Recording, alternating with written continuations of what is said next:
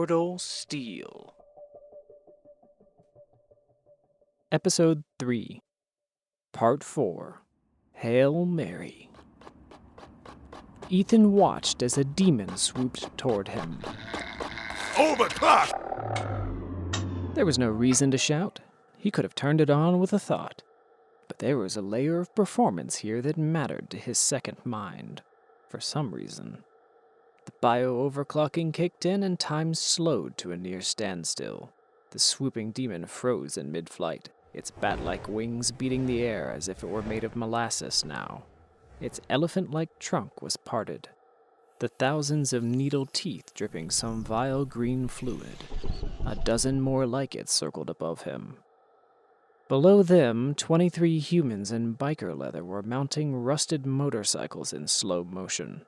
Only 7 of them had visible signs of demonic tainting, the same bone-like protrusions piercing the skin around the faces, necks, and hands. Give me an inventory. Icons covered Ethan's HUD. Most of them were gray with red crosses through them. Apparently, he was missing most of his arsenal. Weapons: the messenger, holy fire, grenades, and something called Trinity. Below that was another category of tools called combat mods. Again, most of these were grayed out. It seemed pointlessly cruel to flaunt his full potential in front of him like this. Perhaps the nuns could explain it later, if he survived. Of the 23 combat mods listed, only 3 were available. Neck cracker, tether grapple, hydraulic heel. Explain neck cracker. Instead of a verbal explanation, his field of vision was overlaid with a hologram depicting his body and an enemy combatant, not unlike the combat simulations. If the hologram could be trusted, the neck cracker looked to be gruesomely effective at close range. Explain tether grapple. Another hologram. This time, Ethan actually laughed. He couldn't remember the last time he'd laughed. Why didn't he laugh anymore? He was watching a demonstration of the suggested uses for holy fire when his second mind started chirping. Bio-overclock warning, heat buildup, danger. If he didn't release the overclock now, the excess heat would cook his own brain. Release overclock. Time started again. The flying demon parted its tentacle mouth. It was large enough to wrap around 10 people. They would be eviscerated in short order as well. Ethan glanced up at the circling demons. He made no move to dodge the dive. Instead, he stepped forward to meet it. Hey, ugly. 200 pounds of drooling demonic flesh slammed into him. They both went flying from the impact, but Ethan held on to the beast by the base of the flapping mouth, preventing it from closing around him. They rolled around on the ground outside the church as the creature screamed and flailed to get free. He finally let it go, then stepped out of range of the gnashing talons. When he looked down, his right hand was missing. Exactly as planned. The demon took to the air again. The creatures were embarrassingly uncoordinated on the ground. A half-centimeter wire ran from the demon back to the stump of Ethan's right hand. Come on and give me a lift. The tether grapple stopped reeling out wire and he was pulled violently across the sidewalk, dragged backward on his heels. The sound of roaring motorcycles drowned out the screaming demons. A pack of 4 humans rode toward him at full throttle as he was dragged along the ground, helpless to get away from them. They stood up on their bikes, nail bats raised. The first biker rolled up to him and swung her nail bat down at his exposed stomach. Ethan caught the bat and pulled. The woman fell from her bike, slamming into the church's sign with bone-crunching force. Her bike kept rolling for a dozen feet, then toppled over, which gave him an idea. The second biker was smarter. He feinted with the club once, then buried it in Ethan's chest. The nail bat stuck and the rider sped past, circling back for another pass. Pain and damage sensors lit up in Ethan's HUD, but his face didn't so much as twitch. Pain was only information now. Ethan still slid backward, moving farther away from the church down the street as the flying demons struggled to climb higher. Apparently, he'd misjudged how much they could carry. Or maybe it was just dragging him along intentionally. Either way, he couldn't get his hand loose. The third biker tried the same trick as the second, feinting for his first swing. Ethan kicked off the ground, lunged, and grabbed the tainted man's arm instead of the bat. The man had just enough time to look terrified. Then Ethan ripped him off the motorcycle, using the momentum of the falling man to mount the bike himself. He swung onto the seat and gripped the sides of the bike with his heels to keep that useless flying creature from pulling him off it. The fourth biker sped up next to Ethan and flashed a toothy, yellowing smile. She lifted her nail bat, intending to bring it down on his head, steadying herself on the motorcycle with the other hand. No thanks. I've already got a ride. Then he drew the messenger and shot out her front tire.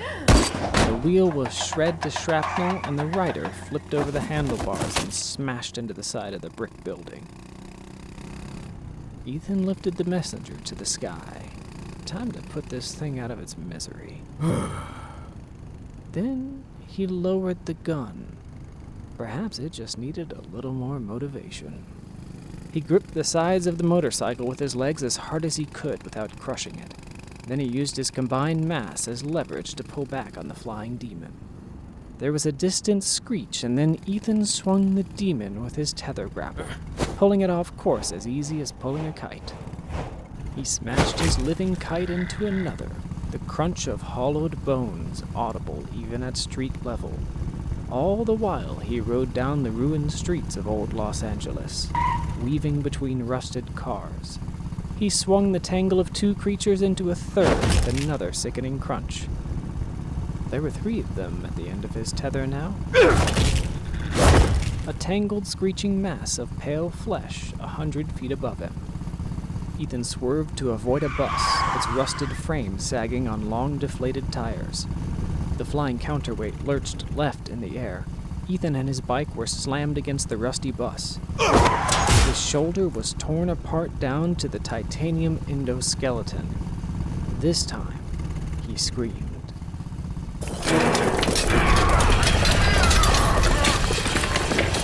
Pain was information, but this was a lot of information. Sparks flew as he tore through the side of the bus, dragged by the monsters. The sound of rending metal filled his ears, and the messenger was nearly torn from his hip. He was finally pulled through the other end of the bus, busting through the last of the rusting metal frame. It was then that the demons finally realized what was holding them down. In that moment, they stopped fighting to get free of the tangled tether and flapping in unison to climb higher into the air. Uh-oh. Then Ethan was lifted into the air, motorcycle and all. He had a moment to reflect on his situation as the ruined cars and buildings grew smaller beneath him. Why was he riding a motorcycle in the sky? Why had he grappled these monsters instead of simply putting them all down with the messenger? Real life wasn't like those old action movies. When you had a targeting computer, you didn't miss. His second mind, which usually confined itself to answering direct questions, spoke up. It didn't use words. There was no need to use words. It spoke directly to his intuition. Because presentation mattered. Far below, 37 dirty human faces were pressed to the windows of the Church of Immaculate Conception, looking up at the man riding a motorcycle through the sky, leashed to monsters like it was something he did every day. Ethan pulled on the motorcycle's throttle. Though the wheels spun uselessly in midair, it made the engine roar. Because presentation mattered. He let go of the throttle and pulled the messenger. The trio of demons swung him and his bike in a wide arc through the sky, turning him almost horizontal at the end of his tether, with a perfect view of the biker gang far below. gawking up at him. He dropped 7 bikers in as many shots, the blue line showing estimated bullet trajectories ending in satisfying sprays of red blood. He continued sailing in an arc over their heads, gripping the bike with his legs and waiting to see what they would do. As he'd hoped, with half their number already dead, the tainted bikers decided they'd had enough. They sped away from him down the car-choked streets. Unlike their more twisted cousins in the sky, these people still felt fear. A proximity alarm forced Ethan to look up. The flat side of a concrete building was flying toward him at lethal speed. Overclock! Time slowed to a crawl, with Ethan and his motorcycle just 20 feet and 1 short second away from becoming a stain on the side of the building. He queried his second mind. Well, now what? A tactical hologram flashed in front of him. He watched it, then grimaced. Was this really the only option? He watched a few different simulations, most of which ended with him mangled at the foot of the building in front of him, next to the burning wreckage of his motorcycle. He got the feeling his second mind showed them more for emphasis than actual strategy. This was his only option. I'd better not get a ticket for this. Time unfroze. Ethan's second mind helpfully notified him that, if the old world laws still applied, he had already accrued 73 traffic violations. But since this was the side of a building, and not the road, he was safe up here. Legally speaking, anyway. The building flew at him. Ethan leaned back on the bike and extended his heels. He waited for the moment of impact, and he fired the hydraulic heels. 2 sets of 3-inch steel plates shot out of his heels and smashed into the building. 37 tons of crushing force counteracted the impact. The side of the building imploded. Head-sized chunks of concrete showered the interior. There was a quick zipping sound on the other side of the building as the flying demons were diced into pieces, the sudden force causing the wire to cut through them like a scalpel. Even if they were dead, there was enough mass to act as a counterweight. He hung off the side of the building, suspended by the tether next to the gaping hole he'd kicked in. His second mind warned of hairline fractures through his titanium endoskeleton, in his legs, hips, and spine. He ignored them, and, still gripping the motorcycle between his unreasonably powerful thighs, pulled back on the throttle. The machine roared. The spinning tires met concrete, and he used the counterweight of the tether to pull the motorcycle against the wall. Then he drove up the side of the building. He raced past blown-out windows toward the open sky, where the rest of the flying demons circled above. Ethan smiled. They were just more corpses waiting to happen.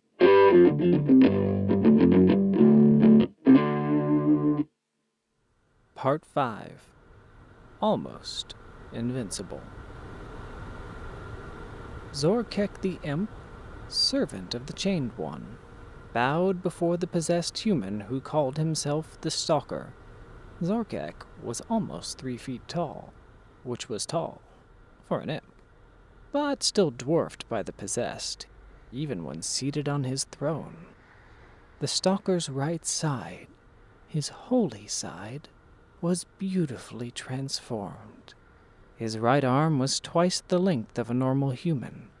The elongated fingers on that hand had a tendency to move around on their own, constantly feeling the world around it as if he were blind. Xorkek supposed he was, in a way. Even after all these months, the transformation was still incomplete. The left side of the Stalker's body was that of a normal human, the remains of the original host. Annoyingly, that man barred one of the Chained One's children from entering this world. He could not understand why the Stalker was delaying in such a beautiful process. What purpose was there in holding on to human weakness? There were still so many humans crawling around in this city. Had they done anything redeeming recently? No. The strongest of them had died decades ago. Perhaps that was why the Stalker was losing his territory war. Still too human. Well, whether Xorkek served this host or the next, it didn't matter. A child was ready to be born, and he would see it into this world. Get up, Xorkek. You said I should bow. I said you should show respect. I am. You're incapable of respect. I am here to serve you. Then the Stalker snatched Xorkek off the floor. A mix of emotions flooded him. Elation at being noticed by his holy half, and terror that his elongated fingers wrapped around him, threatening to crush him. What happens if I kill you again? War! I'm already at war. I am an emissary. Protected! The hordes will converge on you, expunge you like human cancer. The Stalker opened his hand and Xorkek fell to the floor. He let the arm drop to his side, so long the elbow nearly brushed the floor. Report. I hate looking at your kind. And not for the first time, Xorkek wondered if he'd chosen the wrong human as host. Gaining inside knowledge of a human stronghold had been an offer too good to pass up. It wouldn't matter in a few more months anyway. No host could resist forever. A human priest gave an unholy sermon in your territory. He desecrated a building with it. He was looking for you. Though his transform half continued its blind, ambient touching, the human half of the Stalker went unusually still, just for a moment. Did he seem unusual in any way? How was he supposed to know? What did it matter anyway? The Stalker stood abruptly. Send an emissary team. Bring him straight to me, unharmed. That is important. Xorkek waved his barbed tail around nervously. This was not good. He was becoming less and less certain this possessed would honor his pact. I have bad news, Holy One. He destroyed half of the riders I sent to kill him. Some mixers were there as well. The Stalker grimaced. Such a human expression. Even though half of his face was covered in bone plating, he brought his human hand to his face, contemplative instead of furious. Fortunately, In that case, send the strongest demon we have. that would be the Spineeater, which was insane overkill. This was the kind of weapon you used against buildings, not people. The Spineeater. Send it. Holy One, forgive me, but it's just one man. The Stalker narrowed his eyes, and Xorkek considered running. This one was unhinged, even for a possessed. Not anymore. And if he's what I think he is, we're going to need more Spineeaters. Xorkek bowed again, still uncertain whether that won him any favor, then rushed off to release the weapon. He didn't relish the thought of having to round it up again later, but at least he wouldn't have to feed it for a while. It was a pain gathering living humans every day. They were so fragile, and the Spineeater wasted so many of them. But he wasn't going to be the one to tell it to stop playing with its food. It sucks.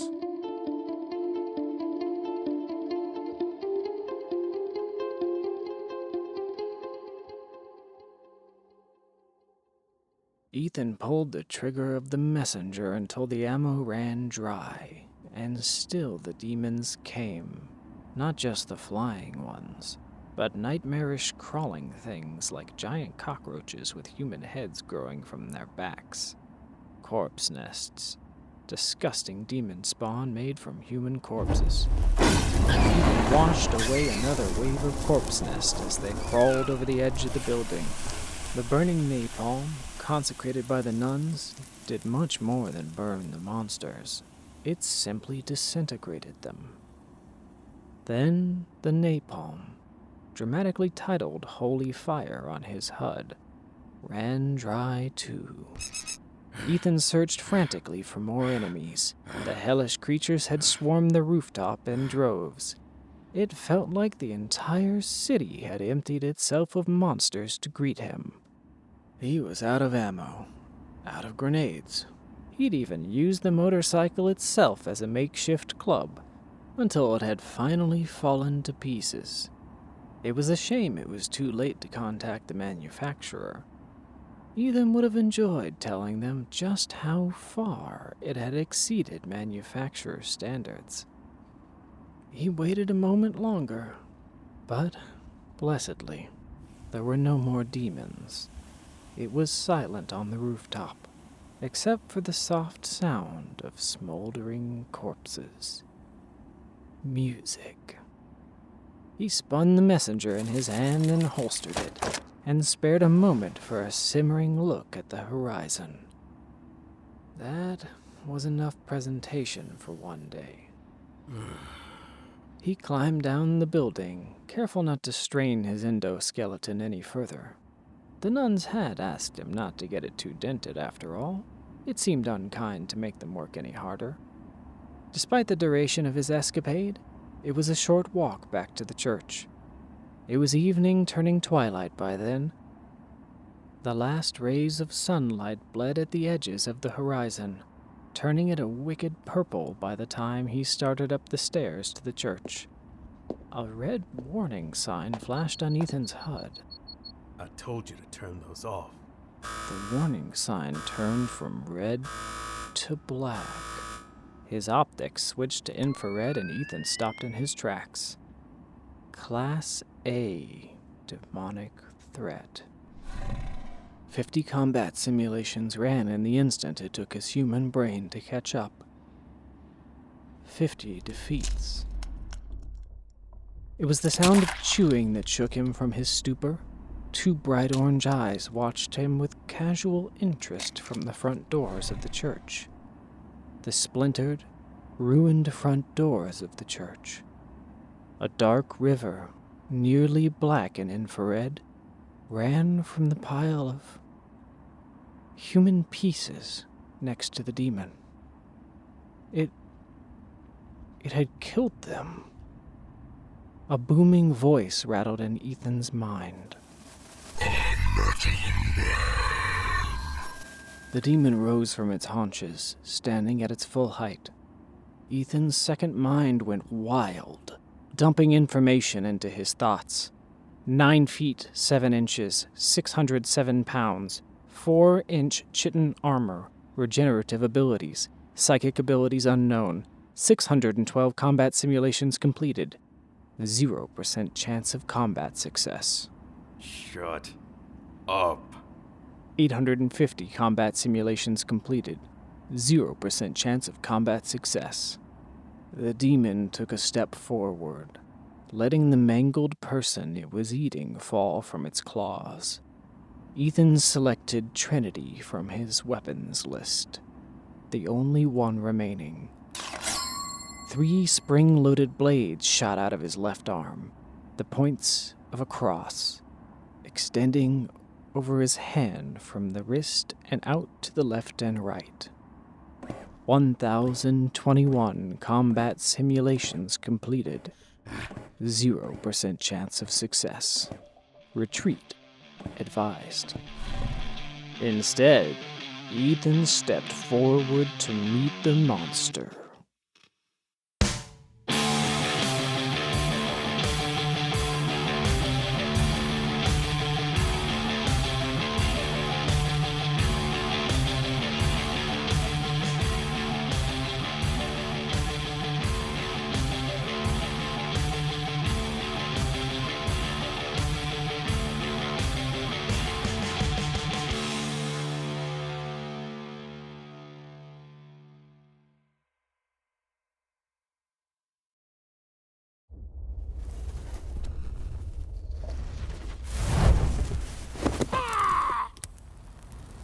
Xorkek stepped through the burning portal into the Holy Realm. Stepping through portals wasn't like walking through a door. You were completely incinerated in the process. You were remade on the other side, assuming the power that resided there allowed it. A portal could be a fast death if you were not faithful or useful. So far, the Lord of Darkness itself had deigned to allow Xorkek's continued existence. Xorkek climbed into his seat at the bar. A slave demon poured a glass of blood for him without comment. Good. He was above this creature, at least. A few minutes later, 2 more imps wandered in from their own portals, looking nearly as troubled as he did. They were about Xorkek's size. A little smaller, maybe. Xorkek was pretty tall. They sat down in the high chairs on either side of him. Surely, the Holy Ones could find more suitable seating than this. A chair meant for a human baby was simply not regal. He spilled some of his blood drink. Damn it. But the slave demon mopped it up quickly. Hey, Xork. Another tough day? Oh, you have no idea.